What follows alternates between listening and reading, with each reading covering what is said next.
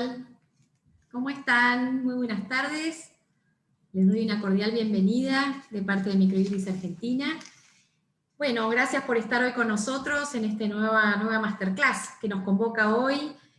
Vamos a estar hablando sobre la controvertida reforma al régimen jubilatorio especial de magistrados con el doctor Aníbal Paz, a quien agradecemos mucho esta nueva participación que hace con nosotros. Hoy vamos a estar hablando sobre la diferenciación entre régimen especial, diferencial y privilegiado, análisis de leyes 24.018, 27.541 y 27.546, principios de intangibilidad, inamovilidad e independencia, inconstitucionalidades, daño al proyecto de vida, violencia patrimonial y simbólica. Bueno, el doctor Aníbal Paz es abogado, asesor laboral, sindical, previsional de sindicatos, colegios profesionales, universidades, organismos de previsión social y empresas, asesoría en asuntos universitarios, gremios, federaciones docentes, negociación paritaria, generales y particular, convenio colectivo, derechos docentes, concursos, elecciones de claustros, sumarios, asesor de universidades y obras sociales, y también de sector preuniversitario y no docente. Asesor en la Comisión de Seguimiento e Interpretación del Convenio Colectivo del Sector Docentes, Universitario y Preuniversitario, y ha sido apoderado del Gremio de Judiciales de Córdoba, en la Asociación Gremial de Empleados del Poder Judicial de Córdoba. Columnista de los suplementos Factor y Leyes y comentarios del diario Comercio y Justicia, autor de artículos de doctrina en Semanario Jurídico, Editorial Comercio y Justicia, temas de derecho laboral, Editorial Repar, Microjuris, entre otras. Diplomado en Derecho de la Seguridad Social, experto en jubilaciones docentes y por regímenes especiales. Docente de posgrado, especialización en Derecho del Trabajo y la Seguridad Social, Facultad de Ciencias Económicas, Universidad de Córdoba, diplomatura en Derecho de la Seguridad Social y el Trabajo, Facultad de Derecho, Universidad de Córdoba. Director del Seminario de Reajuste Previsional en Contexto Actual y secretario en Secretaría de Graduados, Facultad de Derecho, Universidad Nacional de Córdoba. Aníbal, gracias por estar. Activa tu cámara, así te vemos todos. Hola, buenas tardes. Gracias a todos por esperar estos minutos. Y bueno, cuando ustedes dispongan, damos inicio. No sé si largamos ya o esperamos unos minutitos más. Estoy admitiendo todavía gente. De todos modos, les podemos contar que nuestra política, digamos, de organización es que el disertante va a estar dando su charla y si surgen preguntas las pueden ir haciendo a través del chat, pero las vamos a leer al final para no interrumpir a Aníbal, que bueno, que al final seguramente va a responderlas. Aníbal, si querés empezar, yo voy a seguir dando admisión a la gente que vaya entrando. Me voy a silenciar así te escuchan. Cómo no, silencialos a todos, por favor. Los primeros minutos son siempre introductorios, así que a medida que se van incorporando no va a haber problema. Empezamos entonces. Buenas tardes a todos, reitero el saludo.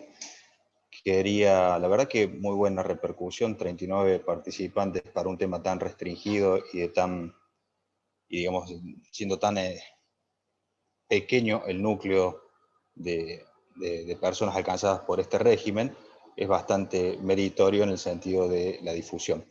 Lo que evidentemente ha llamado mucho la atención es los problemas mediáticos y los problemas políticos que está generando este régimen y todas las reformas y todas las cuestiones que vienen asociadas con los cambios planeados en marcha o en proyectos sobre la justicia.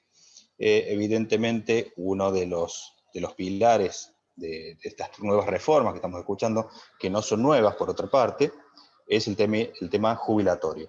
El tema jubilatorio es un tema muy complicado, muy denso, estamos hablando de un régimen especial, y como les decía recién, normalmente estos temas no pasan por los despachos de los profesionales y no se ven mucho esta temática en ámbitos académicos por ser reducido, digamos, el alcance de los destinatarios de este régimen. Pero, como ha tomado tanta relevancia, con Microjuris decidimos hacer algo al respecto, después de una columna que yo publiqué también a través de Microjuris, para poner un poquito de claridad sobre este tema, porque se habla mucho en los medios, se habla mucho políticamente, pero la realidad, la concreta realidad es que nadie conoce a fondo de qué es lo que estamos hablando cuando se habla del régimen de los magistrados. Normalmente, cuando yo me dedico a estos regímenes especiales, no solo magistrados, sino también docentes universitarios, investigadores y demás, normalmente todos han sido metidos en una bolsa de regímenes privilegiados. Entonces ahí Ya desde hace mucho tiempo venimos advirtiendo que los funcionarios, el que esté de turno, mezcla la terminología técnica y pone en un plano de sinónimo a un régimen privilegiado con un especial, y a partir de allí se derraman un montón de errores que se filtran a la prensa, la gente a lo mejor que es lega, no entiende del asunto, no comprende nada, y lo que estamos viendo es, más allá de la posición política que pueda haber al respecto, un ataque, un manoseo, una avanzada, llámenla como quieran, no vamos a hacer política hoy, pero sí un avance sobre distintas cuestiones que hacen a la justicia. Este avance, evidentemente, genera perjuicios de todo tipo para los destinatarios del régimen especial. Hoy nosotros nos vamos a enfocar no tanto en la parte contencioso administrativa, sino en la parte previsional, que es la parte que no se está hablando tanto. Nos vamos a enfocar en el adulto mayor, que es el jubilado, el magistrado jubilado a punto de jubilarse, y el eje de la charla va a ir por ese lado, lo que no se ha hablado, lo que no se ha visto en los medios, porque basta leer las columnas de opinión de algunos medios de cualquiera de los lados de la grieta para encontrarnos con errores de todo tipo que llevan a conclusiones erradas a cualquier lector. Sin más prolegómenos, vamos a hacer la introducción. La disputa gira en torno a las garantías que en todo sistema republicano se establecen en cabeza del Poder Judicial. Las garantías que hoy nos importan son las de la intangibilidad de las remuneraciones. También, por supuesto, encontramos la inamovilidad en los cargos de los magistrados y funcionarios del Poder Judicial y la independencia del Poder Judicial en general como estructura constitucional de la organización de nuestro Estado. En el sistema de contrapesos, los poderes se contraponen y se controlan entre sí. Lo que estamos viendo es que el régimen magistrados ha sido modificado. Ha sido modificado de tal manera que ha resultado de manera apresurada, y como vamos a ver a lo largo de la charla de hoy, nos vamos a encontrar con distintas modificaciones, que a lo mejor si uno las mira de manera independiente o de manera aislada, descontextualizadas, no parecerían ser tan perjudiciales. Ahora, cuando uno las ve en su conjunto y las aplica al contexto, nos encontramos con que claramente se están violando las garantías, y no solo las garantías de intangibilidad de las remuneraciones de los magistrados, que es un poco el eje sobre que gira la discusión pública de este tema, sino los derechos de la seguridad social, que son los mismos derechos que amparan al jubilado de la jubilación mínima, como aquel que cobra una jubilación de un régimen especial con un cargo alto en el Poder Judicial. Entonces, sabemos todos que los derechos son aplicables para todos, y en esa línea va a bajar esta presentación. Allí tienen, para los que no están en la materia, cuáles son las garantías, en dónde están reguladas. Ustedes tienen esta primera diapositiva. Y lo que hay que dejar en claro es que la jurisprudencia es pacífica a la hora de determinar que las garantías de inamovilidad y de intangibilidad de los funcionarios y magistrados del Poder Judicial se proyecta hacia los pasivos, es decir, son garantías que no están establecidas solo hacia los activos, sino que también se proyectan en la pasividad. También es jurisprudencia pacífica la definición de que no se trata de un privilegio esta garantía. Estas garantías no son un privilegio, y no son garantías que están establecidas solo en favor de los funcionarios. Muy por el contrario, se trata de garantías que están establecidas en favor de la República, justamente para garantizar, valga la redundancia, esta independencia del Poder Judicial. Es que los jueces deben ser mantenidos en sus cargos inamovibles mientras dure su buena conducta, y tienen un proceso regulado para su remoción, un proceso regulado que tiene sus complicaciones, que vemos a diario, peleas políticas con respecto al Consejo de la Magistratura, y si nos remontamos un poquito para atrás en el tiempo, los problemas nacen desde mucho antes de la reforma del 94, pero si hacemos un rápido repaso, desde el 94 para acá nos encontramos con casos que han hecho ruido mediático, como los jueces de la servilleta, la democratización de la justicia, la mayoría automática, en fin. Nosotros vamos a llegar a la conclusión de este artículo, de esta exposición, diciendo que yo veo, por lo menos esa es mi tesis, yo veo un ataque, una violencia simbólica y patrimonial en contra de la clase pasiva en general, y en particular sobre el régimen de los magistrados. En un momento en el que la sociedad y los medios se cuidan mucho de ser políticamente correctos, yo observo que lo único que hacen algunos medios es reproducir estereotipos y eso, por supuesto, lo rechazo y entiendo que todos deberíamos rechazarlo. Y también vamos a encontrarnos con normas que prohíben la violencia estatal patrimonial en contra de la clase pasiva. Los jubilados del régimen de magistrados forman parte de esa clase pasiva, son adultos mayores y están alcanzados por la misma convención, y por lo tanto no merecen ese tratamiento tampoco. Lo primero que tenemos que hacer entonces es determinar cuáles son las diferencias entre un régimen general y un régimen especial y uno diferencial. Como yo les decía al principio, cada vez que un funcionario, no importa el signo político, agarra un micrófono y empieza a hablar de estos temas, pone las tres cosas en un plano de igualdad como si fueran lo mismo. Claramente no lo son. Claramente un régimen diferencial tiene su razón de ser que difiere de los otros dos. Empecemos por el diferencial. Para que nos pongamos rápidamente en tema, son aquellos trabajadores que desarrollan tareas que son determinantes de vejez prematura o agotamiento prematuro, y los casos típicos son muchos, son actividades que previamente están calificadas como riesgosas, penosas o insalubres por la autoridad de aplicación, que en el caso es el Ministerio de Trabajo y Seguridad Social de la Nación. Y estas tareas son, por ejemplo, portuarios, mineros, estibadores, trabajadores de cámaras de frío, bueno, en fin, hay un listado muy grande de actividades. En el régimen diferencial, lo que se premia, digamos, con menor edad y menor servicio es ese agotamiento prematuro que causan estas actividades. Por eso es que el cómputo del haber inicial se hace de la misma manera que con la ley 2441, solo que con menores requisitos de edad y de servicios para el acceso.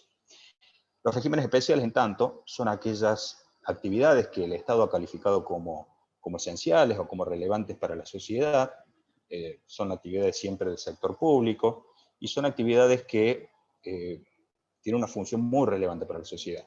El primer régimen ha sido el de diplomáticos, el Servicio Exterior de la Nación, luego de magistrados, tenemos los de docentes, tenemos los universitarios, el régimen de guardaparques. El único régimen que es especial, que no ha sido calificado por ley, es el de luz y fuerza, que ha sido a través de un convenio colectivo homologado de la Secretaría de Seguridad Social, pero que tienen en común estos regímenes especiales. Estos regímenes especiales se dedican a tareas que no necesariamente provocan agotamiento prematuro, pero sino que, como son tareas tan relevantes para la sociedad, se recompensan en la pasividad. Decía yo que los primeros regímenes son, por ejemplo, el de investigadores. En los años 80, luego de que salimos de la dictadura, uno de los primeros problemas que había era la fuga de cerebros. Entonces, a partir de ese momento se decidió premiar con un régimen especial a los investigadores, tal vez para repatriarlos o para evitar que se fueran del país. A partir de ahí, entonces, vienen los distintos regímenes especiales. Esa es un poquito la justificación general. La diferencia con el régimen general es que en el régimen especial baja la edad jubilatoria, la tasa de sustitución es más alta, normalmente es el 82% del haber al momento del cese, y tenemos normalmente distintos índices de movilidad. Ya lo vamos a ver todo esto en detalle cuando avancemos un poquito. Lo importante de estos regímenes especiales es que se premia normalmente la trayectoria en una carrera que necesita alta especialización, una larga carrera en la tarea especial, y el desempeño de estas tareas genera incompatibilidades. Normalmente son tareas que se desempeñan en carácter exclusivo, y eso es lo que permite entonces este premio en la pasividad. Por último, los regímenes privilegiados, y acá es donde surgen las confusiones terminológicas, tienen que ver con aquellos regímenes que hoy en realidad están todos derogados, que se premiaba con un régimen prácticamente no contributivo, normalmente al sector político, ya sea legisladores o ministros de los distintos gabinetes, que con un pequeño periodo de servicios en el Poder Ejecutivo o en el Poder Judicial, Ejecutivo o Legislativo, podían acceder a estos regímenes. Bueno, estos regímenes fueron derogados a partir del año 94 con el decreto 78, y el único que quedó con rasgos de privilegio, en definitiva, es el que está contenido en la ley 24018, que es la ley que analizamos hoy, pero referida únicamente al presidente y vicepresidente de la Nación, que son es el único caso en que no se exige una 30 años de servicio, por ejemplo, y no se requiere un tiempo mínimo de servicios. El caso más patente de todo esto es el expresidente Rodríguez A., que con 6 o 7 días, si alguien me corrige por el chat, con 6 o 7 días de desempeño en el cargo pudo acceder a este régimen porque el régimen este es privilegiado y no le permite, no le exige un tiempo mínimo de servicios ni de aportes.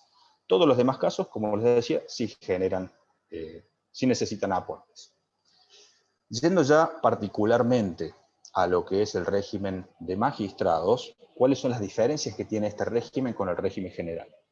Acá es donde empezamos a hilar un poquito más finito. El aporte personal, que antes estaba en el 12% de aporte personal y hoy se fue al 18%, se hace sobre el total del haber.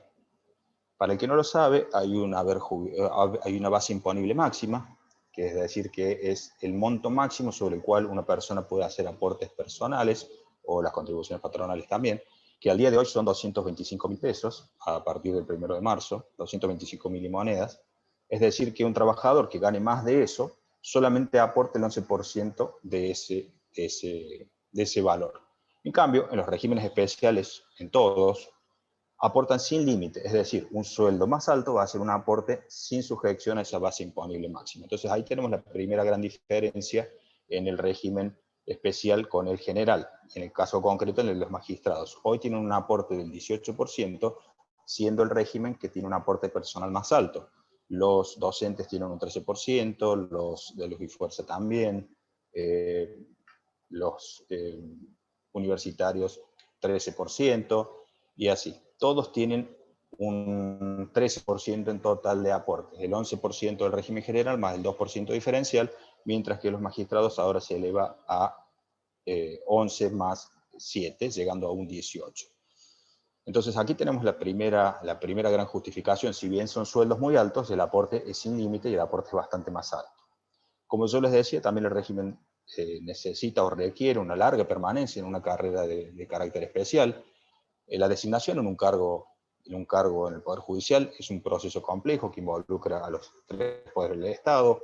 Tenemos problemas con las subrogancias o los interinatos, eso está claro, pero de todos modos, para llegar a la posibilidad de ser designado interino o subrogante, uno debe haberse pasado en algún momento por un proceso de selección para tener un cargo. Es decir, ¿a qué voy con esto? No es fácil captar un beneficio en estos regímenes, al contrario, le diría que es casi imposible. Y eso es muy importante para la diferenciación. En cambio, otros regímenes tienen menos controles y a veces se prestan para tipos de captación de beneficio que no son, que son cuestiones ilegales, por supuesto. Pero esto tiene que ver con algún requisito que ha determinado la reglamentación y que vamos a ver más adelante. El régimen de magistrados requiere una dedicación exclusiva y a raíz de esa dedicación exclusiva, por supuesto que se genera una incompatibilidad total para el desempeño de cualquier actividad en relación de dependencia por cuenta propia, salvo con el ejercicio de la docencia. Entonces, aquí tenemos otra de las cuestiones que justifican tal vez el nivel de salarios y el nivel de jubilaciones. Si bien es cierto que son niveles altos y a lo mejor el gran público conoce los casos que se mediatizan, que son aquellos magistrados que cobran 600, 700, 800 mil pesos de jubilación, no es tampoco el total de la población de este régimen el que cobra esos beneficios. Al día de hoy deben haber unos 17.500 o 18.000 aportantes a este régimen a nivel nacional y unos 7.500 beneficiarios.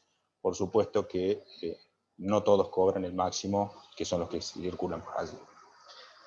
También tenemos que una vez que el magistrado o el funcionario se ha jubilado, también tiene incompatibilidad absoluta para el reingreso a la actividad. En el régimen general, un jubilado puede jubilarse y seguir trabajando, reingresar a la actividad, y lo puede hacer también en relación de dependencia o por cuenta propia. En cambio, en el régimen de los magistrados, nosotros tenemos incompatibilidad para todo, menos para la docencia. Es decir, como activo o como jubilado, el magistrado o el funcionario judicial no puede ejercer ninguna otra tarea que no sea la docencia. Y ahí es donde vamos a ver que hay nuevas restricciones a este tema también. Luego tenemos el tema de ganancias. Bueno, aquí sí hay una cuestión que que hay puntos de vista encontrados. Sabemos todos que el impuesto a las ganancias es un impuesto que se ha distorsionado mucho en los últimos, yo diría, casi 20 años, desde la tabla de Machinea del año 2001-2002. Es un impuesto que está totalmente distorsionado, cada vez más gente está atrapada en el impuesto, y eso ha generado, por cierto, enojo en la sociedad, porque advierte que los magistrados están exceptuados de esto del pago. Y cuando uno empieza a ir a lo profundo del tema, dónde está el origen de esta exención, no sale de la ley, sino de una acordada de la Corte. Entonces, eso ha generado también un tipo de planteo sobre que esto sí es en verdad un privilegio que finalmente se terminó a partir del año 2017 con la ley 27346. En cualquier caso, si fue o no un privilegio queda discusión, porque el fundamento de la acordada de la Corte para no pagar impuestos a las ganancias tenía que ver con proteger la garantía constitucional de la intangibilidad. Pero digamos que en cualquiera de los casos eso ya dejó de existir. Hoy sabemos que los nombramientos producidos a partir del año 2017 pagan impuestos a las ganancias. Claro, tenemos otro problema ahora. Todavía no se ha llegado a un fallo definitivo del tema. ¿Qué se entiende por nombramiento? ¿Se entiende el primer nombramiento en la justicia o se entiende un ascenso dentro de la carrera en los cargos que están alcanzados por el impuesto? Bueno, eso está todavía por definirse, no hay un fallo que siente precedente definitivo sobre el tema. Y este tema ha vuelto al tapete con las recientes reformas al impuesto a las ganancias. Las reformas están dadas en la misma 27346, que para los jubilados establece una deducción mínima especial, que equivale a 6 jubilaciones mínimas. A partir de ahí recién empiezan a pagar impuestos los jubilados en general. Pero también nos encontramos con que hay proyectos que ahora pretenden elevar esa deducción específica a 8 haberes mínimos, pero también en paralelo hay otros proyectos que pretenden que los jubilados del sector de los magistrados paguen todos el impuesto a las ganancias. Bueno, acá va a volver a tallar nuevamente el tema de la intangibilidad de las remuneraciones. O sea que este es un tema que todavía no está del todo resuelto, pero es un tema que hace a la charla de hoy. Por último, tenemos que ver también que no aplica en el régimen magistrados el haber jubilatorio máximo. Esto es un tope que trae el régimen general y que se aplica a los demás regímenes especiales. Este tope no aplica en virtud de la garantía de la intangibilidad, y este tope equivale a que ningún jubilado del régimen general puede ganar más de 138.000 pesos a valor de hoy, que es el valor vigente del haber jubilatorio máximo, y en el caso de los regímenes especiales, docentes, universitarios, investigadores, pueden superar ese valor, lo pueden superar en tanto que tiene un aporte mayor, como ya les dije, y sin base imponible máxima, pero se les retiene todo lo que excede, un 15% de todo lo que excede el haber jubilatorio máximo vigente para cada periodo. Es decir, si nosotros tenemos un haber jubilatorio máximo de 138.000 pesos y una persona cobra 200.000 pesos, aproximadamente 9.000 pesos representan el 15% de esos 62.000 pesos de excedencia, entonces a una persona se le retienen 9.000 pesos. En el régimen de los magistrados eso no ocurre. Entonces esta es una diferencia con el régimen general y con los otros regímenes especiales. Ahora yo quiero poner la lupa en este aspecto porque cuando uno ve que hay mucho movimiento en contra del régimen, si esta reforma en definitiva es considerada constitucional y si se avanza en definitiva con el impuesto a las ganancias, el próximo problema que va a tener el jubilado de este régimen va a venir por el lado de este otro tope, que quedaría como lo único, entre comillas, privilegiado, y cuando digo privilegiado lo hago en los términos de lo que venimos desarrollando en la charla. En cuanto a la movilidad de los haberes, también los regímenes especiales, dijimos, tienen distintas movilidades. Una de ellas es la del RIPDOC o RIPDUM para los docentes. Los investigadores y científicos tienen una particularidad, no tienen un índice propio de jubilación, de movilidad, sino que se basan en la movilidad de ley general. Allí ustedes están viendo ley 24.617 y en realidad está mal, es 26.417. La 27.426 y falta la 27.609, y también el RIPTE porque en marzo del 20 se aplicó RIPTE para ese régimen. Luz y fuerza, en cambio, es un índice netamente salarial, y por último tenemos los magistrados, acá es donde nos interesa hoy. La nueva ley establece dos pautas de movilidad. Una para aquellos que se hayan jubilado con la ley 24018 y otra para los que se jubilen en lo sucesivo con la 27546. Una tiene que ver con la evolución salarial del cargo, el cargo que ha tenido al momento de jubilarse, y la otra con la evolución salarial del promedio de los últimos 120 meses del cargo seleccionado. Allí es donde vienen los problemas. Hasta aquí la introducción. Ahora nos vamos a meter en el análisis de toda esta normativa que ha ido cambiando. Yo, por una cuestión de orden expositivo, prefiero avanzar rápidamente con las modificaciones y después entramos en detalle en cada una para que vayamos bien. El régimen de la Corte Suprema en realidad no ha sufrido modificaciones, pero después lo vamos a usar de comparación en algún punto, por eso lo quiero rápidamente mencionar. Ambos sexos se jubilan con 65 años de edad.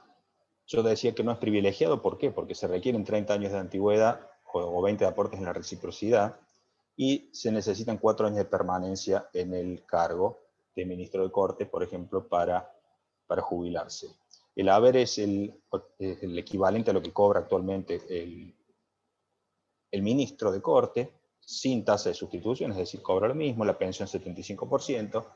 Y aquí ya voy dejando algunos fallos que son interesantes, que aquel que está en la materia seguro los conoce, pero para aquellos que se asoman por primera vez al tema, probablemente no los tengan claro. Los fallos Fait, Hayton de Nolasco y Schifrin. Por el fallo Fait se permitió que este magistrado estuviera hasta, creo que 97 años de edad, ejerciendo la magistratura. Él había sido nombrado antes de la reforma constitucional del año 94, cuando se exige un nuevo nombramiento a partir de los 75 años de edad. Entonces, bueno, recurre a la justicia, le dan la razón en el entendimiento que por haber sido nombrado antes de la Corte, antes de la reforma constitucional, él tenía ya derecho adquirido a trabajar sin límite de edad máximo, sin necesidad de este nuevo nombramiento. Pero es más, la Corte dice que la Convención Constituyente se extralimitó en relación al núcleo de coincidencias básicas que dio origen a la Asamblea Constituyente. Entonces, en base a estos dos argumentos, le permite a Fait continuar, y de hecho siguió el fallo de Fait desde el año 99, y el ministro siguió hasta el año 2016, si no me equivoco. En cuanto a Hayton de Nolasco, ella fue nombrada después de la reforma constitucional, entonces parte de la argumentación del fallo Fait no le servía, pero la otra parte sí, en el sentido de que se entiende que la convención constituyente excedió sus límites en relación con el pacto bipartidista que generó el núcleo básico de coincidencias en aquel momento. Pero, a continuación, el fallo Schifrin deja sin efecto la teoría previa del fallo Fait en el entendimiento que la Convención Constituyente, como su nombre lo indica, puede determinar las materias que serán objeto de esa propia convención, entonces no ha desbordado su competencia y puede establecer válidamente el requisito del nombramiento. Entonces, digamos, este es el marco donde venimos hablando, y esto se suma a los distintos problemas que venimos atravesando en los últimos años con la jubilación de los magistrados. Estos podemos agregar que también ha sido de tratamiento mediático la jubilación de Zaffaroni, también en su momento, pero en el caso de Zaffaroni, no por exceder la edad, sino justamente por respetar la ley vigente. Bueno, como ven, el tema de los magistrados es un tema que ha generado mucho interés mediático y político. Ahora sí, vamos al núcleo de los problemas. Lo primero que se advierte es el cambio de la edad jubilatoria. La edad jubilatoria de las mujeres se mantiene en 60, pero en cambio los hombres pasa a una escala de edad hasta elevarlo a 65. Antes tenía 60 años de edad hombres y mujeres, y solamente los hombres pasan a 65. La escala de edad ya tiene unas diapositivas específicas, la vamos a desarrollar más en detalle, pero adelanto que es un error técnico imperdonable, porque las escalas de edad en sistemas previsionales se hacen por lo menos cada 2 años, y acá se ha hecho una escala por 1 año. Adelanto entonces que aquella persona que cumplió 59 años de edad en el año 2020 va siempre corriendo detrás de la escala y solo puede jubilarse cuando cumple 65. Es decir, una persona que cumple el 31 de diciembre de 2019, cumplió 59 años de edad, ya no se puede jubilar sino hasta 5 años después, por ejemplo. Tenemos que, bueno, los 30 años de servicio, eso no ha cambiado, desempeñarse 10 años continuos o 15 discontinuos en los cargos que están mencionados en el anexo. Bueno, ya vamos a ver cuál es el anexo, cuál es el escalafón. Y acá viene otro de los problemas graves que trae esta ley. Se crea un nuevo requisito que es el cese definitivo en los cargos.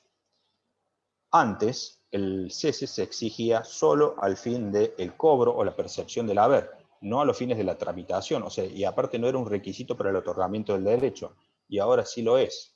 Entonces es un requisito que es restrictivo y genera numerosas complicaciones, como vamos a ver enseguida. Al mismo tiempo, se ha creado a través de la reglamentación, en un claro exceso reglamentario, y esto es algo que yo no he oído hablar en ningún otro lado, a lo mejor porque es la letra chica. Se requiere que el último cese laboral sea en la actividad jurisdiccional. Esto parece ser una copia del sistema especial de los docentes universitarios, donde se exige el último cese laboral en la docencia universitaria. En ese régimen atrae muchos problemas ese requisito porque lleva a resultados, conduce a resultados injustos e indeseados, y en este caso me parece que también van a surgir esos problemas. ¿Por qué? Sabemos que, lo acabamos de explicar, que los magistrados tienen incompatibilidad absoluta para el ejercicio de sus cargos, salvo en la docencia. Es decir, que si nosotros tenemos un magistrado que ejerce la docencia, por ejemplo, docencia universitaria, un profesor de Derecho de UBA, por ejemplo, ejerce la docencia universitaria y en paralelo la magistratura, debe cesar, el último cese laboral debe ser en la actividad jurisdiccional. Es decir, que no puede trabajar en la universidad porque su cese va a ser posterior. En ese caso, determinaría el rechazo de su jubilación especial. Lo cual aparte es un contrasentido, y aquí empezamos ya a ver la irrazonabilidad de la ley en los términos de que los medios no se ajustan a los fines. No quiero adelantar más sobre este punto porque tenemos una diapositiva específica. En cuanto al haber, el haber de las jubilaciones pasa del 82% del cargo que ejercía el magistrado al momento del cese a el 82% de las remuneraciones actualizadas, de las últimas 120 remuneraciones actualizadas. Bueno, acá tenemos que hacer algunas cuestiones, algunas precisiones. No se explica cómo van a ser actualizadas esas últimas remuneraciones. Y segundo, que se excluyen del cómputo del haber a los adicionales que tenga el magistrado por suplencias, interinatos o subrogancias. Entonces empezamos a ver cómo se empiezan a vulnerar principios básicos y elementales de previsión social como la sustitutividad y la proporcionalidad. En cuanto al haber de pensión, antes estaba tasado la tasa de sustitución era el 75% de lo que hubiera correspondido, del haber que hubiera correspondido al causante. Hoy pasa a ser el 70% de lo que correspondería al causante. En un sentido, esto tiende a uniformar la tasa de sustitución con el resto de los regímenes. Pero, desde otro punto de vista, nos encontramos ante un requisito que es restrictivo, una tasa de sustitución que es regresiva, perdón, no restrictiva, regresiva. Ya vamos a entrar también en detalles sobre esto. En cuanto al haber de jubilación por invalidez, también nos encontramos con una regresividad. Nos remitimos a una tasa de sustitución del 82% de las últimas 120 remuneraciones.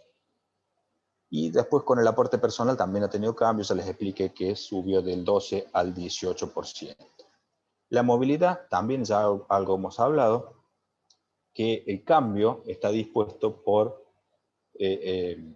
hasta tanto se reúna una comisión que está creada en la ley 27.541 para establecer cuál va a ser la pauta de movilidad de estos regímenes especiales, incluido el de magistrados, la evolución salarial de los pasivos se va a dividir en dos. Aquellos que se hayan jubilado por la ley 24.018, según su texto anterior, se van a basar en la evolución salarial del cargo que ha sido tenido en cuenta al momento de jubilarse, es decir, el cargo al momento del cese. En cambio, para los que se jubilan ahora en lo sucesivo, ya con las reformas del régimen de ley 27.546, nos encontramos con que se van a regir por la evolución salarial del promedio de las remuneraciones consideradas para determinar el haber inicial, actualizadas al valor del salario. Bueno, esta pauta de movilidad no está claro cómo se va a actualizar por empezar. Entonces ahí empezamos a hablar Ya dijimos que tenemos problemas de sustitutividad, tenemos problemas de proporcionalidad, tenemos problemas de irrazonabilidad. Bueno, aquí empieza a aparecer el problema de la incertidumbre. Y la incertidumbre lleva a la inseguridad económica. Y la inseguridad económica está, digamos, el adulto mayor tiene derecho a la seguridad económica. Es decir, cuando la incertidumbre empieza a pesar en el adulto mayor, estamos vulnerando la Convención para la Protección del Adulto Mayor. Ya vamos a llegar a eso. Por último, dentro de las reformas gruesas, nos encontramos con la derogación del Estado judicial. El Estado judicial, para aquel que no lo sabe, es la posibilidad que tiene el magistrado de ser convocado luego de jubilado para desempeñar el mismo cargo que venía ejerciendo antes de su jubilación o para desempeñar otro de igual jerarquía. Esto tiene que ver con, supuestamente, porque también se ha prestado esto a algunas cuestiones dudosas, tiene que ver supuestamente con una mejor prestación de servicio de justicia. Ustedes saben muy bien que los concursos para cubrir los cargos no solo que son lentos, son engorrosos y son complicados porque involucran a los tres poderes del Estado, sino que también se encuentran politizados. El Consejo de la Magistratura se ha politizado, ha tenido diversas reformas. Cuando llega un gobierno retira los pliegos del anterior y el anterior retiró los pliegos que ya estaban listos del otro, los concursos tienen que volver a focacer, bueno, en fin, casos que estamos viendo todos los días. Entonces, el Estado judicial va a traer aparejadas consecuencias y de hecho ya se han planteado nulidades en actuaciones penales, por ejemplo, con magistrados que han sido convocados en virtud de su estado judicial una vez jubilados, pero se han desempeñado en el cargo más allá de la vigencia de la ley. Ya vamos a ver casos concretos y con fallos de todo. Ya habíamos visto entonces básicamente cuáles han sido las modificaciones. Entonces ahora vamos a ver los problemas que van apareciendo. En cuanto al ámbito de aplicación subjetivo, se incluye en el régimen de magistrados a todos aquellos que están en el anexo del artículo 8, digamos. El artículo 8 establece una nómina de todos aquellos cargos que están incluidos dentro del régimen. Aquí aparentemente ha habido una intención, una tal vez buena intención, de hacer una especie de digesto, donde incluimos a todos los cargos porque por distintos motivos, a lo largo del tiempo y a lo largo de la vigencia de esta ley 24018, por distintos motivos hay cargos que entraron y salieron del escalafón, cambiaron de denominación, existen asimilaciones, equivalencias, equiparaciones, entonces se pretendió hacer un digesto. Pero ya la palabra digesto, nosotros los juristas, los que estamos en el tema, ya nos tienen que traer malos recuerdos. El digesto jurídico argentino, que pretendió ser una obra maestra, terminó también fallando por esto. Porque cuando hacemos un digesto tiene que estar perfectamente completo, porque si no lo único que hacemos es resaltar las omisiones. Y cuando resaltamos las omisiones, empiezan los problemas y empieza la litigiosidad. En el caso concreto del régimen de los magistrados, tenemos ese problema. ¿Por qué? Porque en el nuevo anexo encontramos omisiones. Hay cargos que no están comprendidos, que antes sí lo estaban. Hay cargos nuevos que antes no estaban. Y lo que es más problemático es que se excluye del artículo 8 todos aquellos cargos que por equiparación, por asimilación o por equivalencia estaban incluidos en el artículo 8. Bien. En la práctica, hay algún ejemplo por ahí dando vuelta en internet, después ustedes lo pueden googlear. Yo la verdad que no quiero entrar en el detalle del escalafón, porque aparte no está solamente el Poder Judicial de la Nación, sino que recuerden las provincias, los poderes judiciales provinciales, cuyas cajas previsionales han sido transferidas a la Nación. Entonces podemos encontrar desde el juez de paz de la provincia de Río Negro hasta el camarista federal de casación, o el camarista de casación, digamos. Hay distintos cargos, un escalafonamiento totalmente diferente, y entonces nos encontramos con muchos problemas. Hay algunos ejemplos en internet que ustedes los pueden buscar. ¿Cuáles son esos casos? Que yo vengo ejerciendo un cargo, cuando asciendo, ese cargo al cual asciendo está fuera del escalafón, pero si vuelvo a ascender quedo adentro nuevamente. Entonces, ¿esto qué implica? Que yo no aporto para el régimen especial durante un periodo, y eso me corta la carrera, y en vez de 10 años continuos, tengo que tener 15 discontinuos. Bueno, en fin, unas situaciones que son totalmente irrazonables.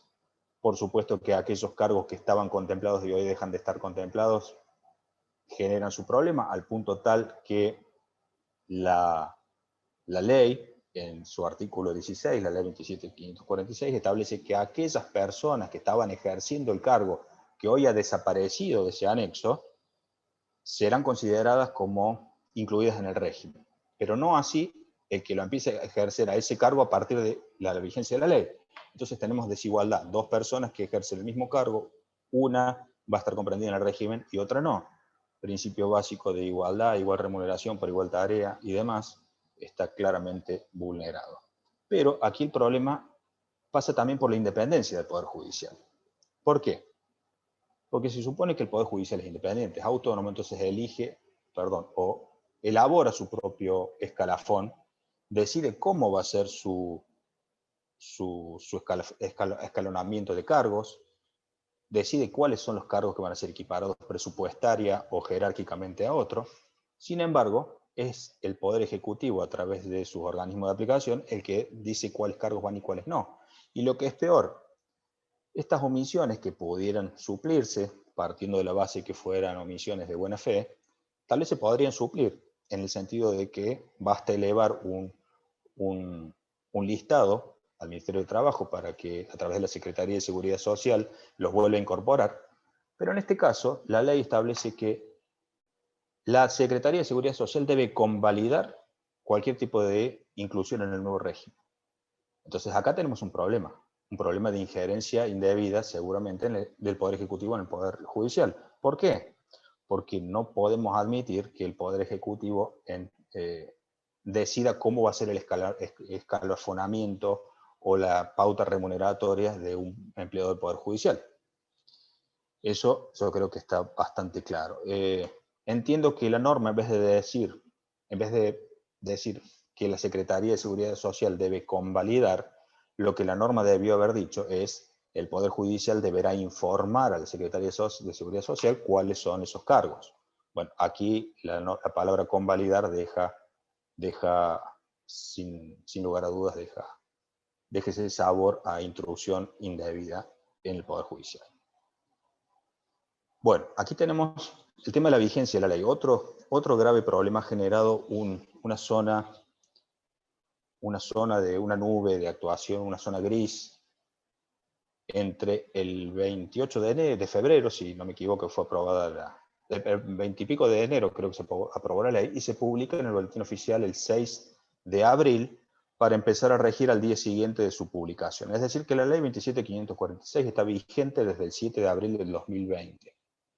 Claro, entre la sanción del proyecto y la vigencia de la ley pasaron 3 meses. En el interín, luego de concluida la feria de enero de 2020, muchos magistrados corrieron a iniciar sus trámites jubilatorios para quedar amparados en la ley 24018, lo que haría cualquier buen hijo de vecino. Pero en el interín, muchos solicitaron la jubilación, les fue concedida y fueron convocados en virtud del Estado judicial a seguir desempeñándose en su cargo. Ahí tenemos un tema. Hay otros que iniciaron el trámite y no lo terminaron, hay otros que ni siquiera lo terminaron, pero tenían derecho a haberlo iniciado. Bueno, al respecto, hay como dos doctrinas, dos bibliotecas. ¿Cuándo se adquiere el derecho previsional? Cuando se trata de jubilación, el artículo 161 de la ley 2441, en su primer párrafo, nos establece con claridad que el derecho se adquiere al momento de la cesación del servicio o de la petición, lo que suceda primero. Es decir, que al momento del cese definitivo, una persona, si tiene los requisitos de la ley vigente en ese momento, tiene derecho. Después puede ser la petición también del momento de la solicitud, porque a lo mejor cesa, pasan algunos meses y recién lo solicita. Entonces, a partir de ese momento tendrá derecho. En el caso de las pensiones, el hecho generador es el fallecimiento del causante, entonces a partir de la fecha del fallecimiento del causante es que se genera el derecho. Pero el párrafo 2, a continuación de ese mismo artículo, nos establece que cuando el trabajador, a lo largo de su vida laboral, hubiera cumplido sus requisitos bajo otra norma, tendrá derecho a jubilarse por esa otra norma, aunque no esté vigente al momento de la solicitud. ¿Qué quiere decir con esto? Bueno, entonces nos permite a todos jubilarnos hoy si al 20 y pico de enero de 2020 reuníamos los requisitos de la ley 24018. Y esto ha sido motivo de controversia. Bueno, fíjense que este principio es recogido por la propia ley 27.546 al establecer, como ya les dije, estas dos pautas de movilidad, de acuerdo a si se jubilaron por una u otra ley, o al tema de los cargos que acabamos de ver. Aquellos que dejaron de ejercer un cargo y lo ejercen ahora se basan en el mismo principio. Y también esto está reconocido en el artículo 11 de la resolución 10 de la Secretaría de Seguridad Social. Bueno, pero adentrándonos más en el tema de la cuestión del cese. El cese definitivo es un requisito que no se exigía antes, entonces ahora tenemos un requisito nuevo que es restrictivo y que genera un sinnúmero de inconvenientes. ¿Cuáles son esos inconvenientes? Primero, el cese definitivo se requiere no solo para la percepción del beneficio, sino que simplemente para iniciar el trámite. El cese en el Poder Judicial depende de una aceptación de una renuncia, entonces es un trámite que es más complejo, no se trata simplemente de una renuncia, sino que se trata de una renuncia que debe ser aceptada. Lo que hemos visto, vamos a ver un caso, que a veces entre la presentación de la renuncia y la aceptación de la misma, media un lapso de tiempo importante. Ese lapso de tiempo que es importante, después conspira contra los derechos del magistrado como jubilado, que reitero, se le aplican los mismos derechos que el jubilado de la mínima. Entonces aquí es donde nos encontramos con la colisión de dos ordenamientos jurídicos. Vamos por partes.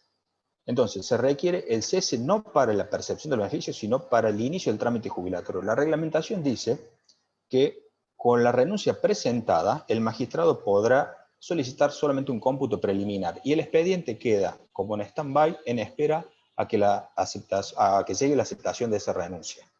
A partir de ese momento se liquida el beneficio. Pero ¿qué pasa entonces con las demoras?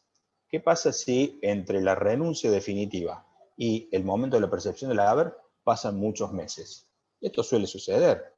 No nos olvidemos cómo trabaja ANSES. A lo mejor algunos que se acercan a la materia solamente porque este caso tiene alguna trascendencia mediática, desconocen cómo ha trabajado ANSES siempre y cómo esa forma de trabajar ha empeorado durante la pandemia.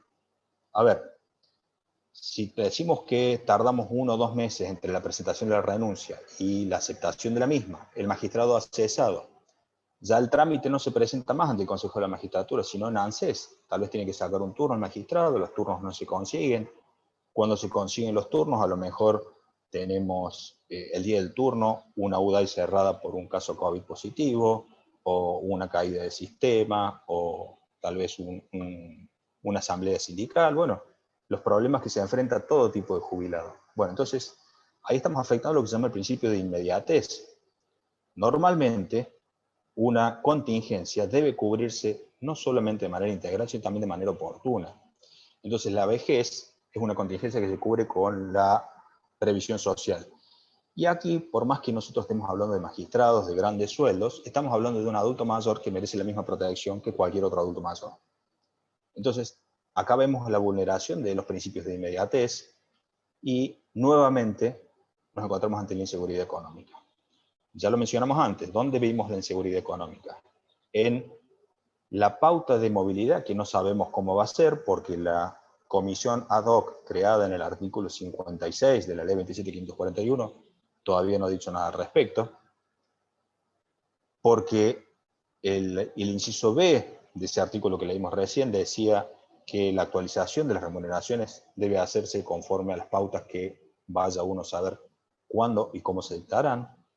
Y para la determinación del haber inicial, tampoco sabemos cómo se van a actualizar las remuneraciones para el promedio de esos últimos 120 meses. Entonces, la inseguridad económica ya viene siendo parte de esta reforma, o sea, forma parte integral de esta reforma, en el sentido de un perjuicio que la atraviesa de punta a punta. Y como vamos a ver más adelante, esto es vedado por la normativa internacional aplicable en la materia. Por último, lo que yo les decía en cuanto a el cese en la actividad jurisdiccional. Se requiere que el último cese laboral sea en la actividad jurisdiccional.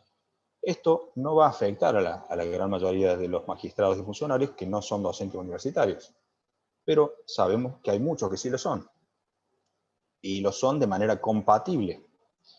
Hasta la reforma esta, un magistrado tiene derecho a lo que se llama el haber conjunto. ¿Qué es el haber conjunto? Es la jubilación calculada por de acuerdo a dos líneas de servicios separadas. A lo mejor el magistrado estuvo 30 años en el Poder Judicial y los últimos 25 estuvo en la universidad dando clase en alguna cátedra. Entonces, el haber conjunto se calcula, para cada línea de servicio se le aplica la ley correspondiente. Entonces tenemos la ley 26.508 que se aplica para el sector universitario y la ley 24.018 y ahora la 27.546 para la parte de los servicios judiciales. El haber conjunto implicaba que cada línea de servicio calculaba un haber parcial de acuerdo a su ley y la suma de los dos haberes parciales nos daba un haber conjunto que era la suma de los dos parciales. Bueno, hasta ahí eso no ha cambiado, pero el problema es que ahora se exige que el último cese laboral sea en la actividad jurisdiccional. ¿Qué quiere decir? Que el magistrado cuando se jubila ya no puede seguir en la universidad, porque si sigue en la universidad su último cese laboral no será en la actividad jurisdiccional, sino en la universidad. Y esto es un contrasentido y acá volvemos a la teoría de la arbitrariedad y de la irrazonabilidad de la norma. ¿Por qué? Porque la misma norma establece que es compatible el ejercicio de la magistratura con el ejercicio de la docencia universitaria y también es compatible la jubilación del régimen especial de magistrados con el ejercicio de la docencia universitaria. Entonces, ¿cómo puede ser posible que sea compatible y al mismo tiempo nos exijan que el último cese sea en la actividad jurisdiccional? Esto claramente es un disparate, claramente es un error técnico y esto está establecido en la reglamentación y no en la ley. Entonces, también nos encontramos no solo con que se afectan estos derechos de la seguridad social, sino normas básicas que cualquier estudiante de nivel secundario conoce. Una norma de rango inferior no puede derogar una norma de rango superior. En este caso sí lo hace. Entonces nos encontramos con ese problema. También relacionado con el tema del cese, nos hemos encontrado ahora con las intimaciones. ¿Qué es esto de las intimaciones? Bueno, graves problemas si los hay. A partir de este año, en los últimos 30, 40 días, si no me equivoco, han empezado a circular y han llegado a ciertos magistrados intimaciones a presentar la renuncia definitiva a aquellos que hubieran iniciado su jubilación con la vigencia de la ley 24.018, es decir, antes de la reforma, pero que no hubieran presentado todavía el cese. Es decir, aquellos que seguían trabajando, presentaron la jubilación, ANSES les concede la jubilación, para el que no lo sabe, el resolutivo dice, se acredita que tal persona tiene derecho a jubilarse por la ley 24.018 y supedita el pago del haber a la presentación del cese. En estos casos funciona para todos los regímenes especiales de la misma manera. El expediente se archiva o queda en espera de que el interesado presente el cese. En este caso se los ha intimado por 30 días para que presenten el cese. Pero acá tenemos el problema. Bajo una velada amenaza de que algo malo pudiera pasarle a su expediente si no lo hacen. ¿Cómo es esto? Claro. La intimación dice, si no presenta la renuncia en el plazo de 30 días, se procederá a una revisión integral de las actuaciones. Y en el caso de encontrarse algún desvío, así dice la circular esta, y en el caso de encontrarse algún desvío, podrían activarse los mecanismos que permitiesen dar de baja ese beneficio. ¿Cuáles son esos mecanismos? Bueno, la acción de ilegitimidad, la acción de lesividad, perdón, que permite dar de baja derechos adquiridos cuando se detecta fundamentalmente una nulidad. Claramente puede existir una situación de ese tipo. Lo que no es comprensible es lo siguiente. Primero, se trata de beneficios que ya han sido otorgados. Si han sido otorgados, se supone que ya han sido analizados. Si ya han sido analizados, se supone que ya han sido controlados, que no hay ningún desvío. Entonces estamos trabajando sobre derechos adquiridos. Estamos trabajando sobre derechos adquiridos al amparo de una norma anterior que no requería cese. Más allá después de los análisis que hagamos sobre si el cese es o no viable en la nueva norma. Nosotros estamos hablando de la vieja norma, lo que se jubilaron antes. Entonces estamos pidiéndole el cese a un jubilado por ley anterior donde no se requería cese. Y si no presenta dentro de los 30 días, se revisan las actuaciones. Ahora, ¿qué significa esto? A ver, cuando uno va a cenar a algún lado, deja el coche en la puerta del restaurante y se acerca un trapito y le pide, señor, 300 pesos le cuido el auto. Y uno dice, no, yo no le pago 300 pesos, yo tengo la aplicación del estacionamiento, yo pago por aquí el estacionamiento. Dice, mire, esta calle es oscura, le pueden pasar cosas al coche si nadie se lo cuida. ¿Qué significa eso? Yo entiendo que algo malo le va a pasar a mi coche si yo no le pago ese trapito. Esto es más o menos lo mismo. Si usted no presenta el cese dentro de los 30 días, y algo podríamos encontrar en el expediente que se lo trabase. Algo podríamos encontrar en el expediente que no funcionase. Bueno, es una velada amenaza. Claramente, si no hay nada, no lo van a poder trabar. Pero esta amenaza forma parte de lo que yo empecé diciendo. Estamos ante una violencia simbólica patrimonial contra la clase pasiva en general y en particular contra los magistrados. Ustedes van viendo cómo se van adicionando estas cositas a lo largo de todo el desarrollo de esta charla. Porque no es necesario hacer esta amenaza, porque la ley lo prevé, está claro que sí. La función de control de la ANSES sobre los expedientes y sobre los beneficios está establecida en la ley. Es una obligación y una responsabilidad legal. No hace falta aclarar lo que si hay un desvío se debe dar de baja ese beneficio o en todo caso proceder a cualquier recupero sobre sumas indebidas, que de hecho eso lo hace normalmente ANSES. Pero nosotros estamos hablando sobre derechos adquiridos y lo que es peor, probablemente sobre derechos recientemente adquiridos antes del 7 de abril del año 2020, que fue cuando, desde diciembre que se presenta el proyecto, el 2019, hasta el 7 de abril, donde muchos salieron en masa a iniciar los trámites justamente para quedar amparados por la ley 24018. Y en el interín muchos fueron convocados en el Estado judicial o directamente no presentaron la renuncia. Entonces, son derechos recientemente adquiridos, que quiere decir que recientemente los han controlado. No se trata de ceses a lo mejor muy viejos que haya que revisar cosas. Para peor, el organismo está actuando de oficio, porque sería normal, incluso hasta razonable, que si un expediente estuvo archivado un tiempo largo a la espera de un cese, cuando ese cese finalmente llega, está bien que el organismo revise las actuaciones. Y si detecta algo, por supuesto que tiene las funciones establecidas por ley para hacer lo que tenga que hacer. Ahora, intimar en estas condiciones suena a esa amenaza. Pero también tenemos, aparte del exceso reglamentario que esto supone, nosotros tenemos que preguntarnos sobre cuál es el carácter o la naturaleza normativa de las circulares PREP de ANSES. Gran misterio, gran si los hay en la materia, para aquellos que nos desempeñamos en el rubro, es algo de discusión permanente. ¿Qué alcance tiene una circular PREP? Si uno le pregunta al ANSES, las circulares PREP son instrucciones internas, manuales de usuarios, son simplemente pautas operativas para sus empleados, pero sin embargo, en la práctica, estas circulares PREP son normas que crean, modifican o quitan derechos. En muchos casos, en las consideraciones de las resoluciones están citadas circulares PREP y en muchos casos, estas circulares PREP son, digamos, actúan en exceso reglamentario y contra lo que las mismas normas establecen. ¿Por qué sucede esto? Bueno, a veces se trata de buenas intenciones de compilar en una circular interna dictámenes de la ANSES, resoluciones reglamentarias, normas y la práctica. A veces son buenas intenciones, pero no deja de tratarse de un copia-pega, un copy-paste de numerosas normas que normalmente están mal redactadas, llevan más confusión y en algunos casos contienen errores y por supuesto siempre hay una línea, un renglón, un artículo, un inciso que va en contra de la norma de rango superior en exceso reglamentario. Entonces estas circulares PREP que supuestamente no tienen valor normativo, en la práctica se las aplica como normas obligatorias y de alcance general. Entonces nos encontramos con esta situación que genera perjuicios y que los va a seguir generando. Por supuesto que también podemos hablar que las resoluciones de ANSES tienen carácter declarativo y no constitutivo de derechos. Bueno, podríamos hablar un rato largo sobre esto, pero yo quiero llegar aquí. Aquí tenemos un caso, les voy a poner un caso concreto.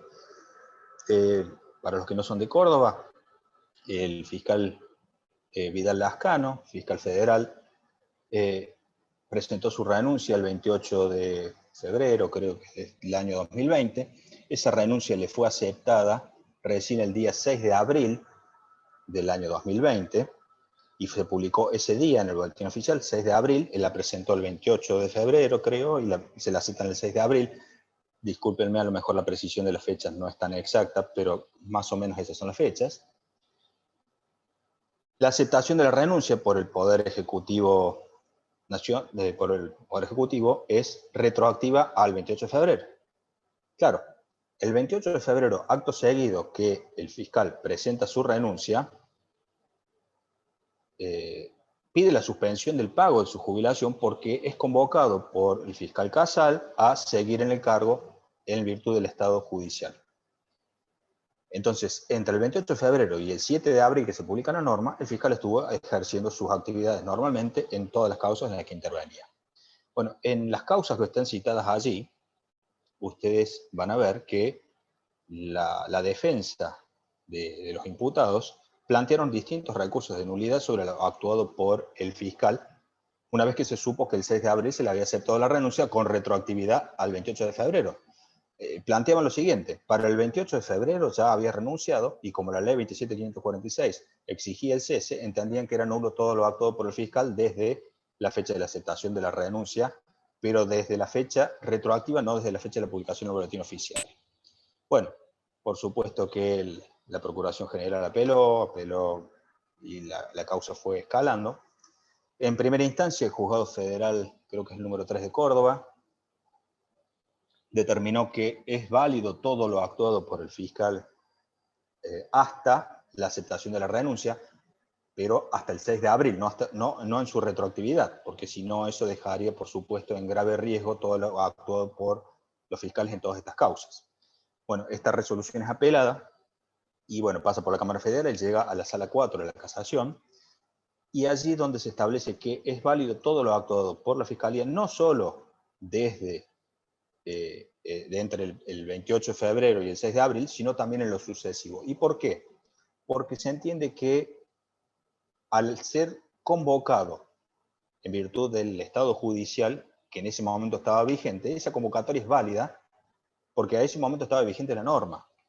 Entonces, por más que la ley a partir del 7 de abril impide el nombramiento a través de esta convocatoria especial, este magistrado en cuestión estaba designado desde antes. Entonces entiende que todo lo actuado por el fiscal es válido desde su nombramiento en estado judicial, porque para ese momento estaba vigente la normativa que se le estaba aplicando. Bueno, claramente esto es una aplicación de lo que yo les hablaba del segundo párrafo del artículo 161 de la ley 24.241, que ya lo vimos hace un ratito. Bueno, este es solo un ejemplo de la infinidad de problemas que va a traer aparejado, no solo para el magistrado en cuestión, sino para el desarrollo de las causas. Y no solo las causas penales, sino cualquier tipo de causa donde intervenga un magistrado que está en estas condiciones. Esto sin duda va a generar no solo litigiosidad independiente por la defensa del derecho que pueda hacer el magistrado en cuestión, sino también va a generar dispendio jurisdiccional porque todos van a entender que hay algo para reclamar al respecto. Por eso entendemos que esto es una afectación al Poder Judicial en el sentido de que también termina siendo una injerencia en la designación de los magistrados y también se traslada a la parte que nos toca a nosotros, los que estamos del otro lado de la barandilla, a los operadores judiciales.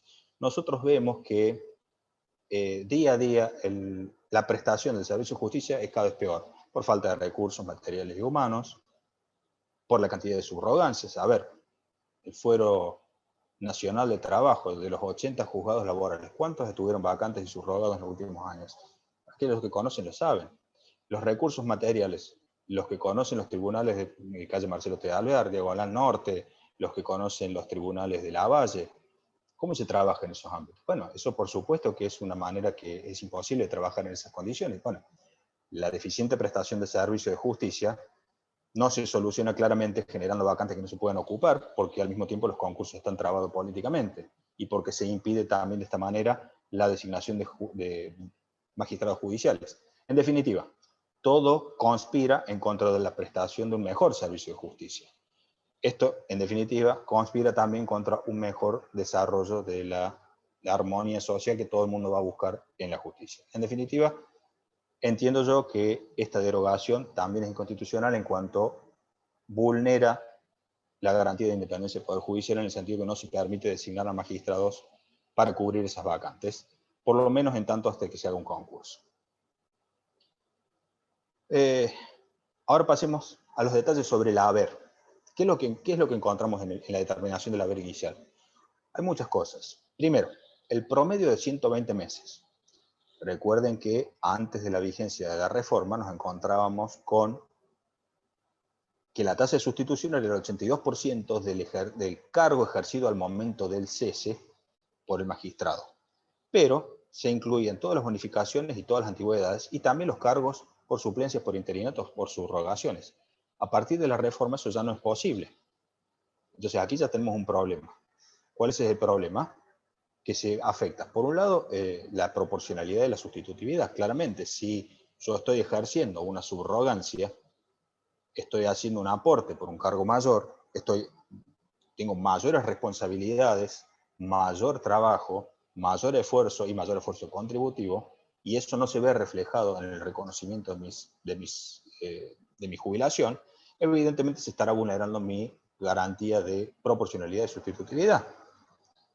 Entonces, ahí tenemos un problema. Otro problema lo encontramos porque cuando hacemos la progresión, el promedio de los últimos 10 años, no podemos perder de vista la importancia que tiene el adicional de antigüedad en estos cargos.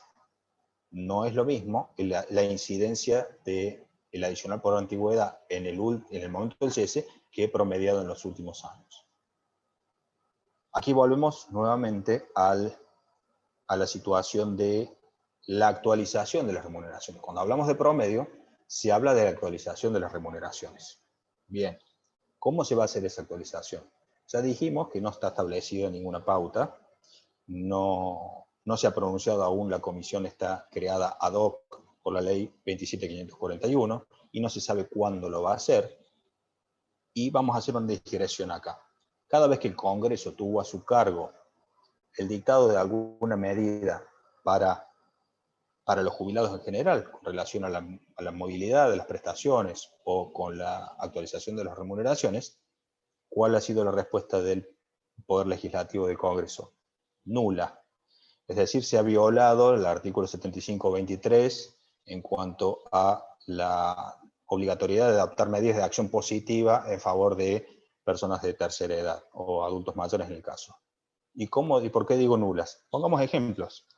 Entre el año 95 y el año 2009, el Congreso debía dictar una pauta de movilidad en la ley de presupuesto anual cada año. Nunca lo hizo. A partir del 2004, el Poder Ejecutivo dictó algunos decretos y recién en el 2009 se sanciona una ley de movilidad. Esa ley de movilidad surge a raíz del fallo Badaro 1. Ahí la Corte le pide al Congreso que actualice las jubilaciones, que haga uso de la facultad conferida en la ley 24.463. Pasó un tiempo que creo que fue un año o algo más de un año, y el Congreso no hizo uso de esa facultad, desoyendo la Corte, y entonces eso generó el fallo Badaro 2, que terminó en una catarata de litigios. Más acá en el tiempo nos encontramos con el fallo Blanco. El fallo Blanco le pide al Congreso que establezca una pauta para actualización de las remuneraciones. Hasta ahora seguimos esperando. Luego tenemos la ley 27.541, que el Congreso mismo dice que vamos a reunir una comisión ad hoc para hablar de la movilidad, de la actualización de las remuneraciones de los magistrados. La comisión todavía no se pronunció al respecto. Más aún, fíjense que el artículo 56 establece que la comisión tiene como función revisar la sustentabilidad actuarial, financiera y económica de los regímenes especiales, todos los regímenes especiales, y debe proponer proponer las modificaciones que crea conveniente al Congreso. Bueno, la comisión no hizo nada, el Congreso sanciona la ley 27.546 proponiendo esta doble movilidad que yo les explicaba antes para el régimen de los magistrados, sin que se haya pronunciado esa comisión, que es el origen de todo este cambio normativo. Más aún, el proyecto fue presentado por el titular de ANSES en ese momento, y En la presentación se incluyó un informe, digamos, de las prestaciones y beneficios que estaban en ese momento, digamos, al momento de la presentación del proyecto. Pero no se presentó un estudio actuarial. Sin embargo, la ley establece que debe hacerse un estudio actuarial anual del régimen de los magistrados. ¿Por qué tanto control si las actuaciones, los estudios actuariales son de mediano o largo plazo? Si la comisión exigía, la comisión creada en el artículo 56 nos pedía una sustentabilidad actuarial, y lo dice expresamente, y no se hizo ningún estudio actuarial para cambiar la norma, ¿por qué la norma, cuando se crea, establece un estudio actuarial anual para el régimen de los magistrados? ¿No es esto una velada amenaza? ¿No es esto una indebida injerencia en el Poder Judicial? A mi entender, sí. Claramente también nos encontramos con que no se han cumplido los medios para la finalidad, no hay una adecuación entre los medios y la finalidad pretendida por la norma, porque si lo que se pretende es la sustitutividad, lo primero que tenemos que hacer es un cálculo actuarial financiero y económico, como la misma norma lo dice, no meramente un informe. Bueno, seguimos viendo, estamos girando, como ven, todo en torno a la misma cuestión, y la estamos abordando desde distintos ángulos. Y la estamos abordando desde el haber, desde la movilidad, desde la intangibilidad, desde la proporcionalidad. La cuestión es la misma. Sigamos avanzando un poquito. Si no puedo yo ejercer una subrogancia porque no me va a ser reconocida en la pasividad, ¿no se está vulnerando mi derecho a trabajar? ¿Los magistrados no tienen derecho a trabajar? En mi opinión sí, porque la interpretación auténtica de cualquier convención internacional en la materia, cuando habla del derecho a trabajar, habla del derecho a trabajar en su máxima expresión y se refiere a todos los trabajos. Esto falló Ramos, falló Rossi, bueno, la Corte Suprema lo podemos encontrar tranquilamente, no hace falta ahondar demasiado en el tema, todos los que están aquí presentes lo conocen. El derecho a ser promovido tal vez también sea vulnerado. Está bien, cuando uno hace una subrogancia o un interinato, no necesariamente es promovido a un cargo superior, sino a lo mejor uno de la misma jerarquía, pero también se está afectando digamos, el derecho a una satisfacción personal, y esto hace al daño al proyecto de vida que vamos a ver más adelante. Todo esto se corta porque la ley no permite tomar estas subrogancias, o se desalientan en todo caso, no es que se impide, se desalienta. ¿Por qué se desalienta? Porque no van a ser reconocidos en la pasividad. Y aquellos que la han venido ejerciendo durante años, ¿qué pasa? ¿No los vamos a reconocer en la pasividad? Entonces, más allá de la vulneración de estos principios de sustitutividad y proporcionalidad, que ya los tengo cansados de que me escuchen diciendo lo mismo, cuando el nivel de afectación ya es tan grande, pasamos a la confiscación. Estamos a un paso de la confiscación. Bueno, todo esto forma parte de la misma discusión. ¿Qué pasa con el haber inicial de las prestaciones de invalidez y de pensión? Ya habíamos adelantado algo al respecto. En cuanto a la invalidez, es el 82% del cargo al cese, pero sobre el promedio de los últimos 120 meses. O sea que sobre el haber inicial de la invalidez se aplican los mismos que acabamos de decir recién sobre el haber inicial. Y en cuanto a las pensiones es lo mismo, porque primero que tenemos una medida regresiva, pasamos de un 75 de cobertura a un 70, la sustitución ya baja. La sustitución baja, en teoría, para sustentar al sistema, pero estamos viendo que afecta la progresividad en materia de derechos humanos, porque si ya llegamos al 75% de cobertura, no es admisible que vayamos para atrás, porque los estados, en virtud de aquellas normas internacionales de las que estamos hablando, están obligados hasta el máximo de los recursos disponibles a garantizar estos derechos, hasta el máximo de los recursos disponibles. Entonces, la pensión no solo pasa del 75 al 70, sino que la tasa de sustitución es sobre el haber que le hubiera correspondido al causante. Es decir, en aquellos casos en que el causante le correspondiese la ley 27.546, evidentemente el haber se va a calcular sobre el promedio de los últimos 10 años, sin considerar subrogancia, sin considerar bonificaciones y sin considerar, y al momento sin conocerse cuál va a ser esa forma de actualizar esas remuneraciones.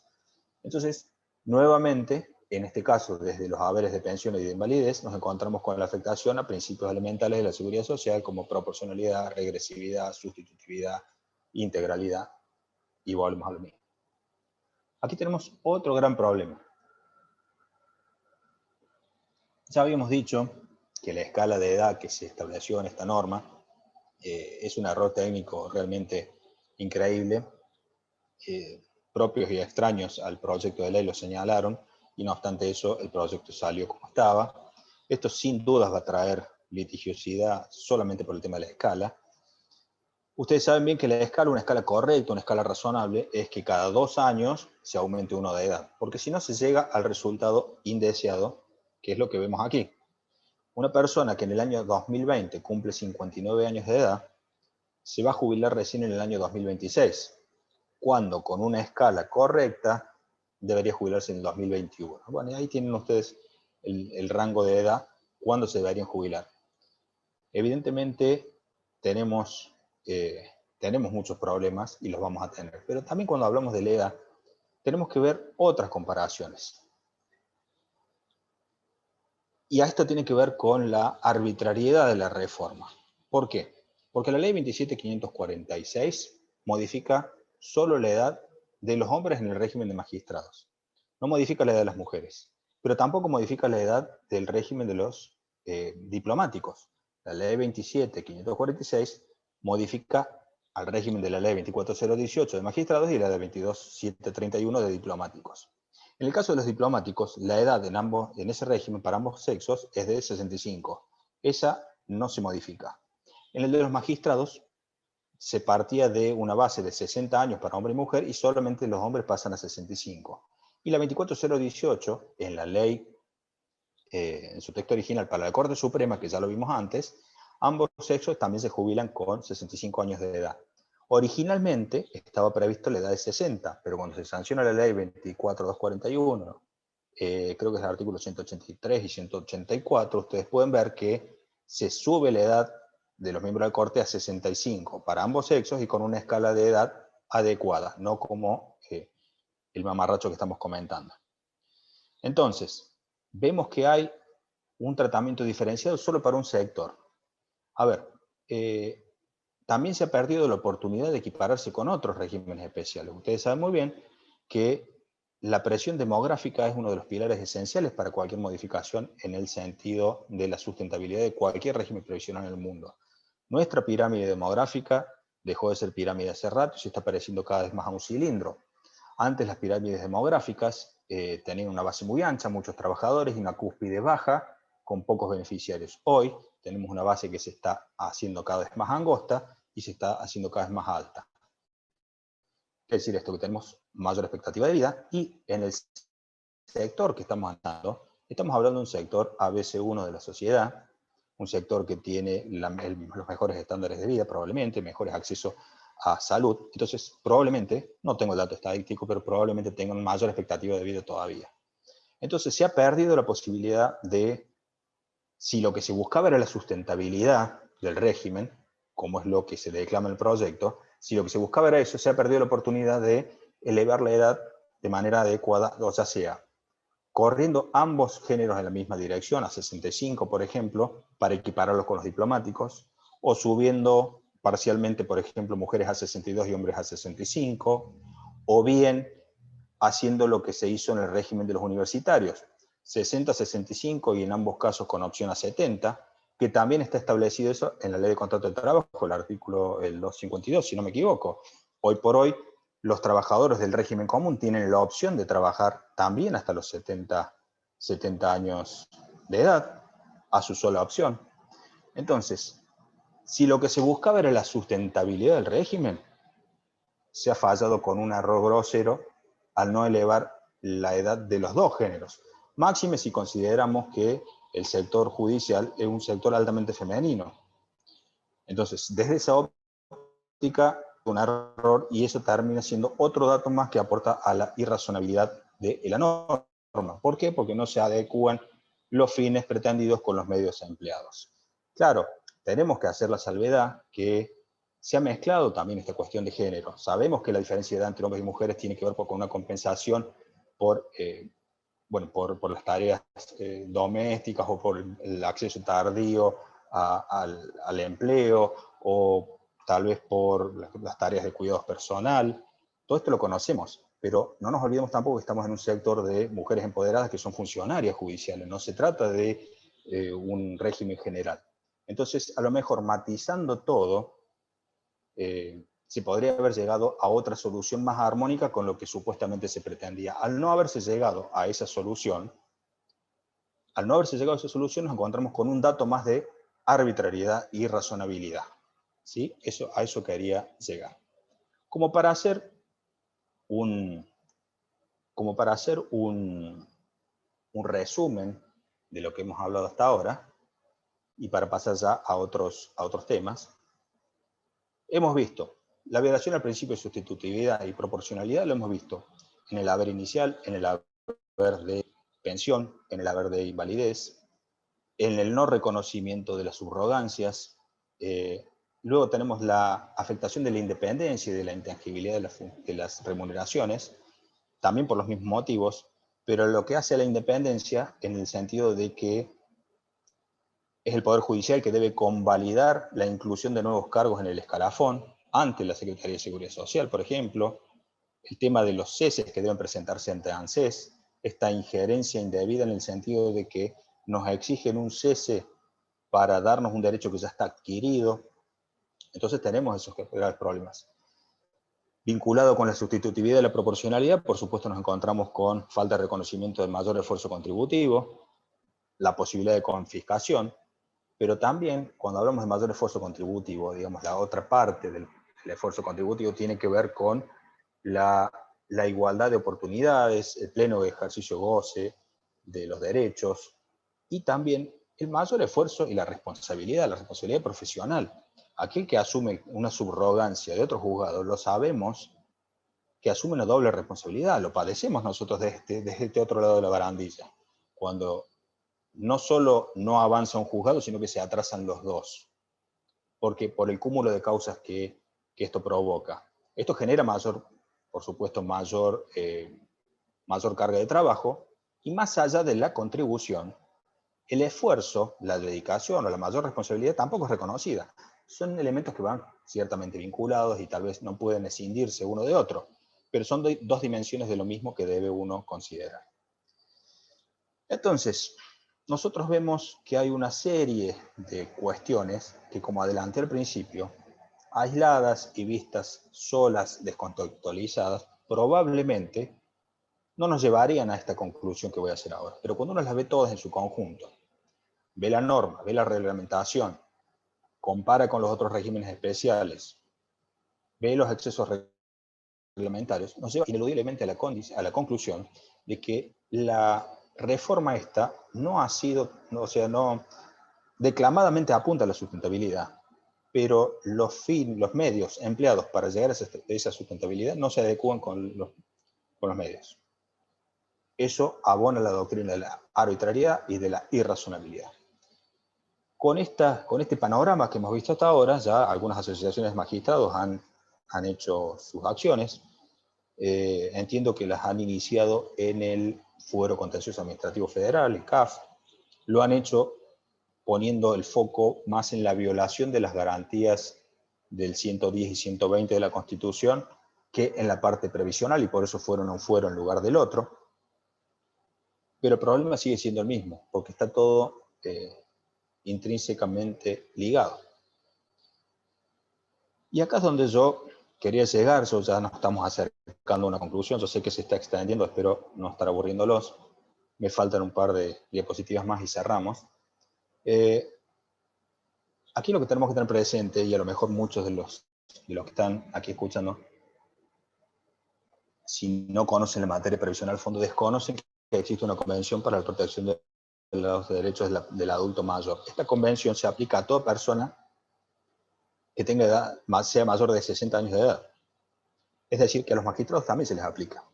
Nosotros, los operadores del sistema, venimos hace algún tiempo insistiendo en la aplicación a los magistrados de estas normas en la defensa de los intereses de nuestros clientes. Pero bueno, espero que con este ataque, con este movimiento que se ha generado al sector de los magistrados, esta norma empiece a ser estudiada y leída no solo en la seguridad social, porque esta norma es más amplia, es para todo aquel adulto mayor que acude a la justicia. Esta norma exige a los magistrados un enfoque diferencial para el tratamiento de la causa donde está involucrado un adulto mayor. ¿Qué es un enfoque diferencial? Y tener perspectiva de edad, evitar situaciones de edadismo, brindar un trato preferencial, un trato diferenciado al adulto mayor. No solo eso, en algún artículo que, bueno, no está citado aquí porque no forma parte estricta de esta exposición, se permite adoptar ajustes de procedimiento, es decir, ser flexible, es decir, dejar de lado el rigorismo formal, para permitir el pleno goce y ejercicio de los derechos de los adultos mayores en cualquier tipo de procedimiento administrativo o judicial. Y cuando se trata del procedimiento judicial, expresamente lo exige la normativa en cualquier etapa del procedimiento. Entonces, el excesivo rigor formal debe ser dejado de lado sí o sí cuando se trata de un adulto mayor. ¿Para qué? Para que se pueda garantizar ese enfoque diferencial, ese tratamiento diferencial. Pero aquí es donde yo quería llegar y es donde yo vengo apuntando desde el principio. Nuestra sociedad, que está inmersa actualmente en una situación de corrección política, para hablar, para expresarse, no puede tolerar ningún tipo de violencia. No la toleramos, de hecho. Nosotros cuestionamos, repudiamos la violencia de género, la violencia doméstica, la violencia sindical, la violencia política, la violencia bélica, la violencia delictiva, la violencia deportiva, la violencia callejera. Sin embargo, callamos, no conocemos y no nos expresamos sobre la violencia ejercida hacia el adulto mayor. ¿Pero qué es la violencia ejercida hacia el adulto mayor? La definición está en esta convención que yo lo estoy citando. La violencia incluye a la violencia patrimonial y económica, inclusive aquella que es perpetrada o tolerada por el Estado o por cualquier funcionario del Estado. Y nosotros estamos viendo también que en el caso de los magistrados no solo estamos hablando de violencia patrimonial o económica, estamos hablando de violencia simbólica. No dejamos de escuchar cómo se reproducen estereotipos sobre los magistrados. A lo mejor por un grupo de magistrados, que seguramente malos los hay, como en todos los ámbitos, pagan justos por pecadores. Decimos que hay 17.500 o 18.000 afiliados a este régimen, perdón, aportantes a este régimen. Seguramente un puñado que son las manzanas podridas, los tenemos que dejar de lado. El resto, la enorme gran mayoría, trabajadores honestos, preocupados y responsables por su profesión, están sufriendo un estereotipo y están siendo estigmatizados por eso. Esto es violencia simbólica. Los mismos magistrados están resolviendo causas donde condenan violencias simbólicas para otro tipo de violencia, pero no para esta. No podemos, yo exhorto a todos los aquí presentes a que no toleremos la violencia simbólica tampoco en este caso. Vamos a lo que dicen las normas. El concepto de seguridad económica dice que la persona tiene derecho a la seguridad y a una vida sin ningún tipo de violencia y a recibir un trato digno, y a ser respetada y valorada independientemente de su posición socioeconómica y de su contribución económica o cualquier otra condición. Nosotros vemos que se ataca al sector bajo análisis por su posición económica y por su contribución económica. Perdón, por su posición socioeconómica. Está bien, representan un estamento de la sociedad que a lo mejor está alejado de las necesidades o de las vicisitudes que atraviesa el pueblo. Eso no quita que esta convención se les aplica y que no podemos permitir la violencia, así como no permitimos la violencia en ningún otro aspecto de nuestras vidas y no la podemos tolerar. Y la violencia simbólica la vemos. Basta prender un canal de televisión, cualquiera sea ese canal. Basta leer un titular del diario, no importa si es Clarín o si es Página 12. Nosotros nos encontramos con que el magistrado es un ser privilegiado que vive en otro mundo. No solo eso, sino que es atacado por sus decisiones. Y eso también contribuye a una degradación social. Porque los que estamos de este lado mostrador sabemos cómo trabajan. Yo he sido en algún momento apoderado del gremio de judiciales de Córdoba, conozco cómo trabajan los trabajadores judiciales, conozco las deficiencias materiales y de recursos humanos con que se trabaja en el sector, y eso me ha llevado a mí a empezar a formular algunos cuestionamientos al funcionamiento de la justicia. He recibido también devoluciones de magistrados que me están hablando, nuestra tarea es insalubre. A ver, no es insalubre en el sentido de un minero, pero sí probablemente podamos empezar a hablar de que no es una tarea agradable de desarrollar cuando tenemos presiones mediáticas y sociales. Si fallamos a favor de uno, el otro nos cuestiona. Realmente he recibido consultas de magistrados por planteos de mobbing institucional. Para el que no hace laboral, mobbing institucional es acoso institucional. Acoso institucional no refiere solamente a un acoso de género, sino acoso de todo tipo, acoso psicopático, si quieren llamarle. También estamos viendo casos de burnout. Claro, pero el magistrado, como pertenece a este estamento tan elevado de la sociedad, a lo mejor no se reconoce como trabajador y a lo mejor no reconoce que tiene estos derechos, y por eso es importante que los que están aquí presentes distribuyan esta información, para que todos entendamos que forman parte del mismo grupo de adultos mayores que debemos proteger. Todos son adultos mayores. Si empezamos a distinguir los derechos por su condición socioeconómica, estamos vulnerando las leyes y en definitiva no hemos entendido nada de lo que hemos estudiado en Derecho en nuestras respectivas carreras. ¿A qué voy? La función judicial hoy, yo la verdad, no me gustaría ni siquiera ejercerla, porque veo maltratos desde todos los ángulos, condiciones en algunos casos muy deficitarias, no hay un ambiente sano laboral, no se puede trabajar tranquilamente, hay juzgados que están más expuestos que otros, por supuesto, pero por eso, para el que no conoce, es necesario visitar cualquier juzgado de calle Lavalle, cualquier juzgado laboral de Diagonal Norte, para ver cómo se trabaja. Eso no es una manera de trabajar, eso incide, por supuesto, en la ciudadanía, eso incide, por supuesto, en el descrédito que tiene el Poder Judicial en el último tiempo, la pérdida de imagen. Y esta pérdida de imagen, como dije recién, tiene que ver con un mensaje que baja desde la política, desde los medios, de violencia simbólica. Creo que con eso he concluido el sentido de esta tesis. Ahora, en cuanto a la violencia económica y patrimonial, nosotros venimos también sosteniendo que el Estado a toda la clase pasiva la viene castigando y ha hecho pagar a la clase pasiva los desmanejos económicos de los últimos años. Y cuando digo los últimos años, podemos hacer una historia muy larga. Si partimos desde la ley 24241 para adelante, que es nuestro sistema actual, hemos visto cómo a lo largo del tiempo la movilidad, las tasas de sustitución, los haberes, normas inconstitucionales, litigiosidad, todo lo que sea posible lo estamos viendo. Nosotros nos hemos encontrado, por ejemplo, ahora con que el Estado nos expulsa de un sistema sin darnos la jubilación. Y cuando vamos a pedir la jubilación, el sistema está cerrado por COVID. Entonces, no nos dejan lugar. No nos dejan lugar para el ejercicio pleno de nuestros derechos. Cuando digo nuestros derechos, porque todos vamos a ser adultos mayores, cada uno se jubilará por su régimen. Pero estos derechos también se aplican al régimen de los magistrados, ¿sí? Entonces, yo vengo sosteniendo en cada oportunidad que se me presenta, de hecho lo hice en la última exposición aquí en Microjuris sobre la movilidad general, sobre las jubilaciones mínimas, y hoy me toca hacer la misma exhortación, pero para un régimen especial de alto calibre. Que el Estado viene haciendo pesar a la clase pasiva todos los males de sus desmanejos y su mala praxis económica y administrativa.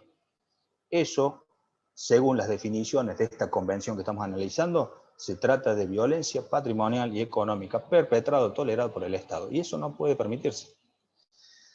Así es que llegamos a ya la última diapositiva, donde yo quería transmitirles que algún civilista por ahí debe haber, el daño al proyecto de vida que esto también supone para una persona. Estas reformas, como hemos visto, generan un daño al proyecto de vida. ¿Qué es el proyecto de vida? Ahí está el artículo 1738 del Código Civil, es un daño resarcible, y ese daño está vinculado al concepto de realización personal, al concepto de desarrollo personal, al ejercicio de oportunidades, de igualdad de oportunidades, pero también está vinculado a la seguridad económica. Si no tenemos seguridad económica, no podemos realizarnos, probablemente no podemos llegar a una realización personal ni a una, digamos, a una realización material tampoco. Entonces, cuando uno va uniendo todo lo que hemos visto hoy, nos encontramos que, más allá del ataque a las garantías constitucionales de los artículos 110 y 120, referidas a la intangibilidad de las remuneraciones o a la independencia del Poder Judicial, más allá del ataque a los derechos previsionales, proporcionalidad, sustitutividad, y demás que hemos analizado, nos encontramos con un posible daño al proyecto de vida de muchos magistrados. ¿Dónde lo encontramos? Y lo hemos visto. En la escala de edad, aquella persona que cumplió el año pasado 59 años de edad se encuentra con que de un día para el otro su edad jubilatoria se corrió 5 años. 5 años en una persona de adulta mayor es un mundo. No es lo mismo 5 años en un joven de 25 que 5 años en una persona mayor de 60. Esto ya nos cambia todos los planes. También lo hemos encontrado en la imposibilidad de realizarse, en el sentido de que si yo no puedo ser convocado como jubilado a seguir desempeñándome en el cargo. A ver, nosotros en la práctica lo hemos visto en Fight y en Highton de Nolasco. Grandes magistrados que siguen en plenas funciones mentales y pueden desempeñar la magistratura, que es más, es deseable que la gente que tiene más experiencia, más capacidad, siga en esos cargos de tanta responsabilidad.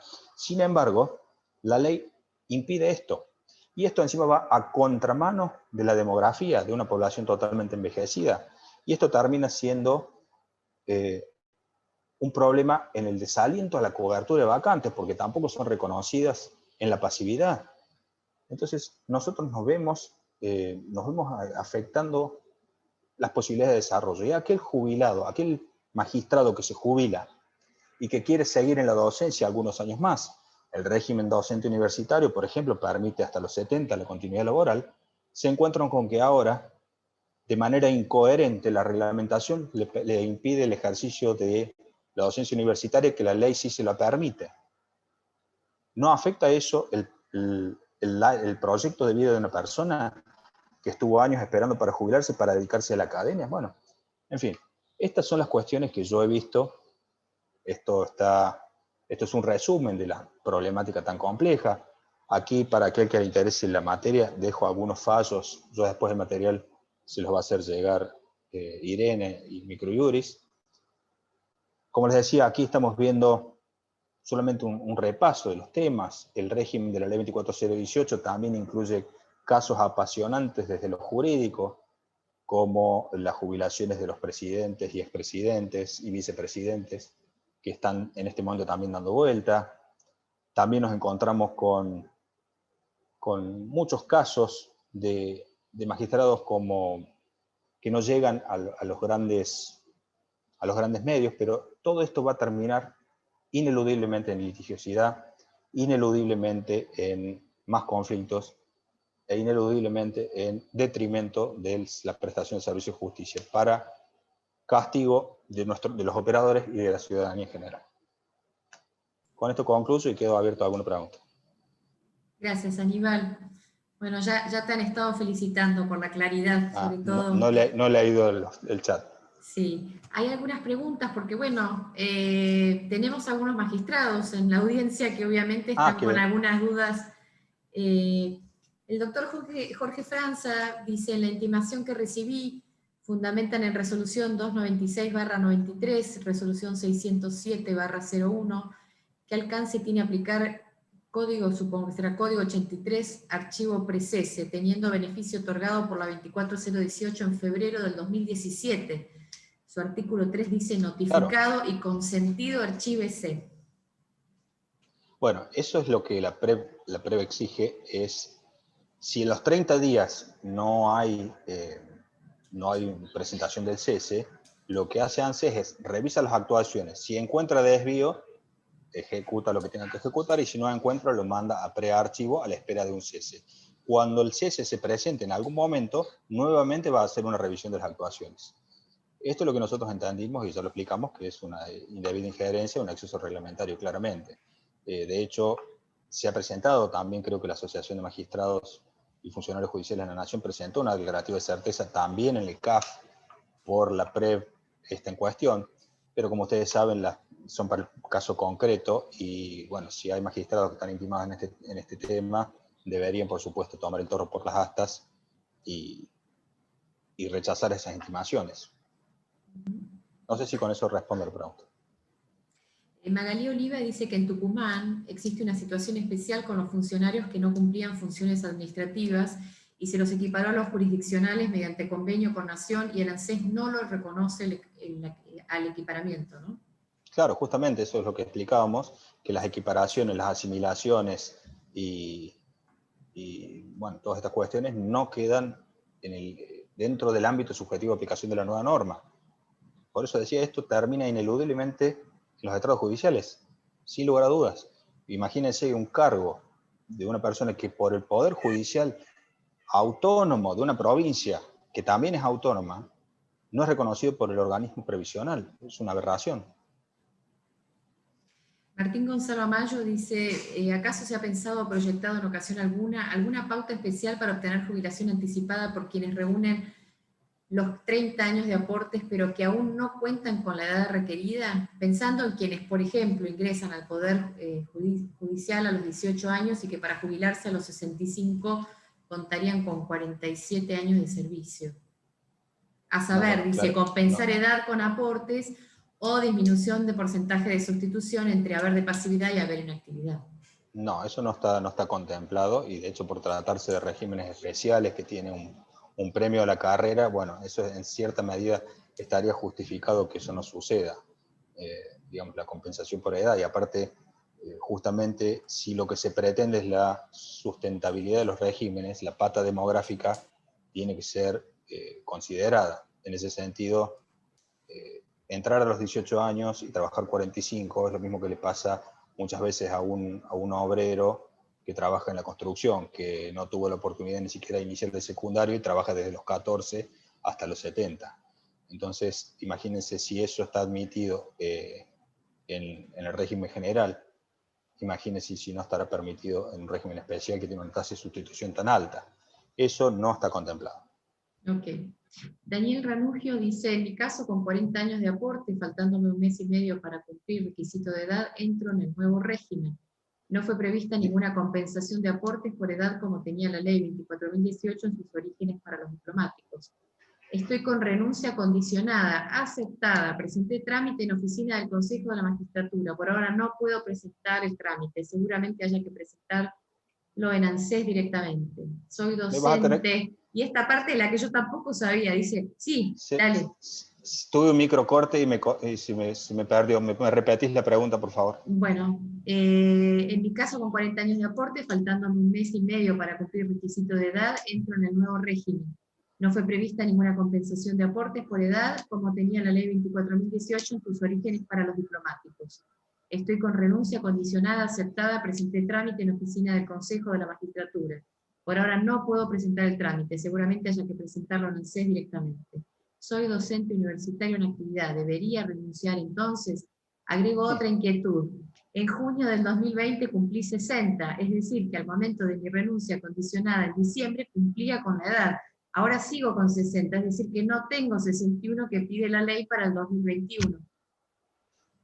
Claro, bueno, en ese caso, si lo presentaste el trámite en 2020, yo lo defendería porque al momento de la petición vos reunías el requisito. El único problema, el problema más grave que yo veo, no el único, es el tema de tu cargo universitario. Seguramente en la universidad vos tenías pensado continuar. Reitero, la ley no trae este requisito está en la reglamentación. Obviamente la reglamentación es inconstitucional por exceso y el planteo lo vas a tener que hacer. El tema es, esto es tan nuevo que no tenemos ejemplos para decirte qué hizo ANSES con esto. Yo te puedo comparar con lo que sucede en el régimen de los universitarios, que tienen el mismo requisito. Cuando un docente tiene dedicación semi-exclusiva y trabaja en una empresa, ANSES le exige que el último cese sea en la docencia universitaria. Si cesa en la universidad y continúa en la actividad de relación de dependencia, le aplica el régimen general y no el especial. Entonces yo, extrapolando la situación, entiendo que ANSES va a hacer lo mismo en tu caso, lo cual es inadmisible, por supuesto, pero vas a tener que litigar al respecto, claramente. O en todo caso, retener el cese hasta el momento en que esto esté más claro. No sabemos si fue un error, porque esto ha pasado sin ser detectado. Yo la verdad que no lo escuché en ningún momento, en ningún medio, ni en ninguna capacitación. No lo he visto en las acciones declarativas tampoco de la Asociación de Magistrados a este punto particular. No tengo ejemplos porque es todo reciente, así que seguramente vas a tener que estar muy atento. A ver, Sergio Delgado dice, ¿se ha pedido la modificación de la escala de edad de jubilación para subsanar el error técnico que explicó? Claro, yo no sé a qué parte de error. Claro, no, entiendo que en las discusiones en el Congreso se planteó este problema. No sé, no tengo las grabaciones, pero me parece que alguien lo ha planteado, pero la reglamentación la convalidó y no hay ningún proyecto al respecto. Así que la escala de edad es la que está establecida, que ya hemos visto los problemas que trae aparejados. Así que también eso sí ha sido objeto de algunas presentaciones judiciales, por supuesto. Eso no queda duda. Acá, los que están aquí, si son magistrados y son funcionarios judiciales, bueno, van a tener que padecer desde el otro lado a la justicia, en este lado como justiciables. Bueno, están hablando que les interesó mucho el tema del acoso institucional, que les gustaría que hablaras en el futuro del tema mobbing. Bueno, el tema mobbing me lo planteó un magistrado, no voy a decir ni de dónde ni quién, pero me ha referido que esta persona y varios colegas tienen esos problemas. Claramente no son por ahí los magistrados que salen en la tele en ciertas posiciones grandes, pero el mobbing, el burnout, son conceptos que se pueden aplicar. Cuando uno ve cómo trabaja la justicia, evidentemente, a mí no me gustaría trabajar como trabajan en muchos juzgados, por ejemplo. Yo trabajo mucho más cómodo en mi oficina que como se trabaja en cualquier juzgado laboral o previsional de cualquier lugar del país, por ejemplo. Seguro. Parece que estamos, a ver. ¿Cómo se define la actividad jurisdiccional en el caso de los funcionarios? Preguntan. Bueno, entiendo que eso está establecido. La justicia tiene actividad jurisdiccional y actividad administrativa, dependiendo en dónde recaiga la función de esta persona. Entiendo que a eso se refiere. De todos modos, la interpretación de ANSES puede ser por el lado de la dependencia con el Poder Judicial. No sabemos cómo va a caer. Yo lo interpreto, actividad jurisdiccional, digamos, no tiene doble sentido, tiene un solo sentido. ¿Cuál es la actividad jurisdiccional? Ahora, ¿cómo lo va a interpretar ANSES? Si esa es la pregunta. Y probablemente vea la declaración jurada de AFIP, uno va a mis aportes, dice empleado del Poder Judicial, y esa es la actividad jurisdiccional. Yo entiendo que esa es la información a la que tiene acceso ANSES, y en base a eso va a determinar la pertenencia o no al régimen. Bueno, Aníbal, si te parece, hacemos ya el cierre. Te agradezco mucho tu tiempo, tu claridad. Te están llegando muchas felicitaciones. Bueno, están pidiendo tu contacto. Bueno, quienes quieran pueden recibir el PowerPoint y creo que en el último slide están tus datos de contacto también. Yo puse un mail si quieren hacer un pedido del PowerPoint que generosamente nos ofrece Aníbal. Así como también algún certificado de asistencia, no habría ningún problema. Este curso, de todos modos, queda grabado en nuestro Facebook una semanita más o menos, así que si quieren referírsela a alguien más para poder difundirla, estaría bueno que así lo hicieran, porque es un tema, como dijo él al comienzo de la charla, que quizás es para un nicho un poco más chico, pero que es muy interesante, ¿no? Así que bueno, nada, te siguen llegando felicitaciones y dicen que van a difundir. Muy bien. Wow. Aníbal, estás invitado para participar en alguna otra charla. Seguramente tenemos muchos temas para abordar en tema previsional, en tema de docentes también, que es una de tus otras especialidades, ¿no? Sí, seguro. Hay tanto para hablar y es inagotable la materia. Seguro. Bueno, a todos los que participaron hoy les agradezco mucho, los espero para próximos encuentros y Aníbal, estás invitado otra vez cuando quieras. Chau, hasta Muchas luego, gracias. hasta la